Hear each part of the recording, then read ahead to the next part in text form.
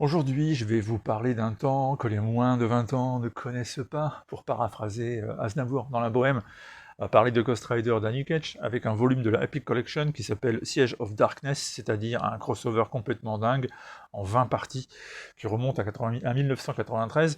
Et bah écoutez, déjà il faut bien resituer un peu à l'époque. Moi à l'époque j'étais très pauvre, et je dis pas ça pour vous faire pleurer, mais je viens d'une famille un peu modeste, c'est le moins qu'on puisse dire, même très modeste, et à l'époque, trouver des comics, c'était pas simple. Heureusement que j'avais des amis qui m'avaient donné des cartons complets de Strange, Spécial Strange, et c'est comme ça que j'ai réussi à accumuler un peu les numéros. Et puis après, il y avait aussi mon marchand de journaux qui avait la gentillesse de se laisser dérober régulièrement sans s'en rendre compte. Et du coup, grâce à ça, j'ai aussi pu acheter, enfin en tout cas emprunter à long terme un très grand nombre de nouveautés. Par exemple, la VI de Semic avec Ghost Rider d'Annie Ketch, c'est comme ça que j'ai découvert. Et puis après est arrivé le moment où j'ai commencé à avoir un tout petit peu d'argent, pas grand-chose, mais de quoi quand même commander quelques numéros VO chaque mois. Et c'était la bonne époque de Dangereuse Vision. Alors, Dangereuse Vision, pour ceux qui ne connaissent pas, c'était une boutique qui se trouvait à Lille.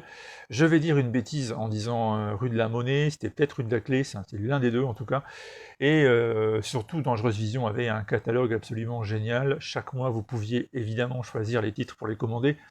Ça, c'est le but de l'opération, mais vous aviez aussi le résumé de toute l'action de chaque épisode, comme dans le catalogue américain, mais traduit, et ça permettait de savoir des mois à l'avance ce qui allait se passer, en rappelant qu'on était à une époque où on n'avait pas, comme aujourd'hui, pléthore de sorties urbaines, Delcourt, Panini, etc.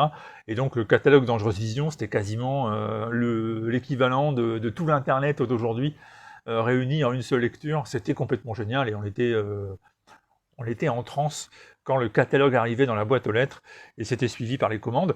Et il y avait donc Ghost Rider d'Annie Ketch, que je ne commandais pas, parce que Ghost Rider d'Annie Ketch, il se trouve qu'il était très souvent impliqué dans des crossovers, ça me faisait baver de voir un peu ce qui se profilait. Siege of Darkness, je m'en rappelle très bien, c'était un truc que je regardais en me disant, mais bon sang, si seulement je pouvais l'avoir. Sauf que bah non, je peux pas l'avoir, parce qu'il y avait 20 épisodes, ça coûtait trop cher, et donc je me contentais de saliver tout en me disant, un jour ou l'autre, tu seras mien. Et ce jour est arrivé, puisque aujourd'hui j'ai la chance de pouvoir acheter ce que j'ai envie quand j'en ai envie. Et évidemment, j'avais déjà lu ces épisodes par le passé, et là je les relis d'un coup avec le Epic Collection consacré donc à Ghost Rider d'Annie Ketch, le numéro 6, même s'ils ne sont pas forcément publiés dans l'ordre. Et bah, je me dis en le relisant que j'ai quand même bien fait d'économiser tout ce pognon, parce que très honnêtement, ça vole pas très haut.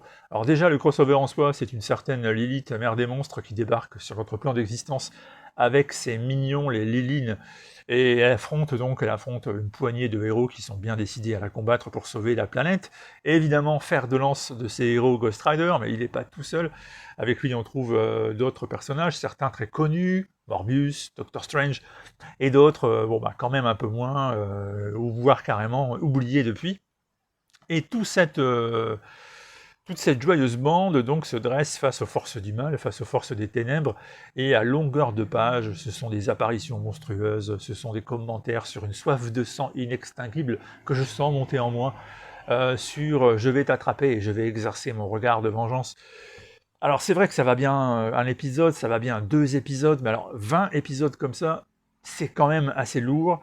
Ça ne se vaut pas forcément, c'est le moins qu'on puisse dire, et surtout le dessin. Je ne sais pas comment certains dessinateurs ont fait pour être embauchés par Marvel à l'époque.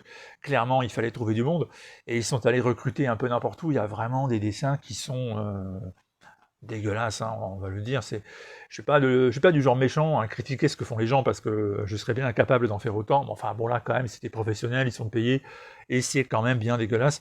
Il y a des pages qui sont limite impossibles à regarder, hein, tellement c'est laid. D'autres par contre qui sont intéressantes, il y avait quand même du Ron Garnet par exemple au dessin, donc c'est pas n'importe qui. Et même s'il n'avait pas encore le niveau d'aujourd'hui, ben, c'est quand même un dessinateur intéressant. Melvin Ruby aussi, moi j'aime plutôt bien, même si dans les années 90 on lui a demandé parfois de faire des choses à toute vitesse, et donc forcément ça s'en ressent. Néanmoins, il y a des dessinateurs aussi qui sont bons, puis il y en a d'autres, bon bah non quoi, ça le fait pas, surtout aujourd'hui avec le recul. Regardez-moi ça, non mais regardez-moi ça, ici vous avez Blade qui attaque, non mais qu'est-ce que c'est que ces dessins? Qui a une tête comme ça et un corps comme ça dans la vraie vie? Alors ça, ouais, c'est des monstres totalement dégueulasses. Regardez-moi ce dessin, ça c'est du grand art. Oui, c'est dire que c'est laid, je pense que c'est tout de même gentil par rapport à la réalité. Et donc on avait des épisodes complètement inintéressants, des dessins complètement improbables. Alors ça a très mal vieilli, et pourtant ça reste une sacrée dose de nostalgie, hein, le Ghost Rider d'Annie Ketch, les épisodes liés à la période années 90, début 90, Dangereuse Vision. Ouais, tout ça, ça évoque toujours une petite larme de nostalgie, et je pleure surtout sur ce que j'étais autrefois et sur ce qu'on a perdu. L'innocence, la naïveté, la jeunesse. Et quand je vois ça, par contre, avec recul et professionnalisme, quand même, bon, c'est vrai que c'est pas très joli. Et que quelque part, si je pouvais m'adresser aux jeunes que j'étais autrefois en me rencontrant grâce à une espèce de faille spatio-temporelle, je lui dirais, t'inquiète pas, un jour tout ça, tu vas te les payer sans problème, et ça sera oublié. Et puis t'inquiète pas, les achète pas, parce que sinon tu vas dépenser ton pognon pour rien, et tu vas le regretter un jour, parce qu'il y a quand même mieux à faire. C'est donc Ghost Rider d'Annie Ketch, Epic Collection, Siege of Darkness, c'est vraiment à réserver et à conseiller pour les nostalgiques. Pour ceux qui ne connaissent pas, je sais pas si franchement c'est fait pour vous, hein.